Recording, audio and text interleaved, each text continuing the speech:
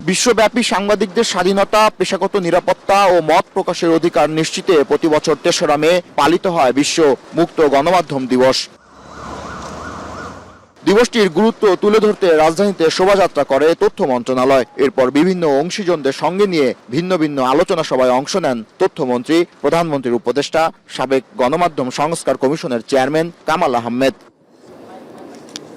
পরে আলোচনায় অংশ নেন বিভিন্ন গণমাধ্যমের সম্পাদক, প্রকাশক, জাতীয় প্রেস ক্লাবের সভাপতি ও সাংবাদিক সংগঠনের নেতৃবৃন্দ। এ সময় তারা বলেন, সাংবাদিকদের চ্যালেঞ্জ মোকাবেলা করে এগিয়ে যেতে হচ্ছে। সেলফ সেন্সরশিপ এতটা বেশি যে আমি নিজেই বলার আগে আমি যদি কোনো নিউজ দিতে চাই, আমার সহকর্মীরা বলেন এটা দেওয়া ঠিক হবে না। স্বাধীনতা শুরু থেকেই এই যে গণমাধ্যমের স্বাধীনতা ছাড়া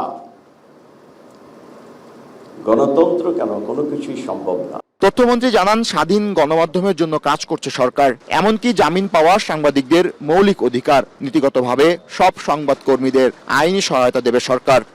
যারা কারাগারে আছেন, মিথ্যা মামলায় হোক আর যে মামলাই হোক, জামিন পাওয়া তো মৌলিক অধিকার। গণমাধ্যমকে সাক্ষী রেখে এই পবিত্র দিনে আমি প্রতিশ্রুতি দিতে চাই, নীতিগতভাবে সমস্ত ধরনের সাংবাদিকদেরকে আইনের আওতায় যতটা সম্ভব তাকে পেশাগত সহযোগিতা দেওয়া হবে।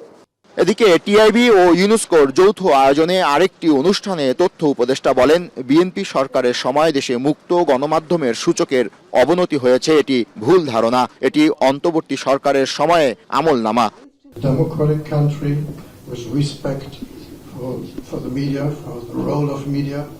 সরকারের দিক থেকে এখনো পর্যন্ত কোনো চাপ আমরা অনুভব করছি না, সৌভাগ্যক্রমে।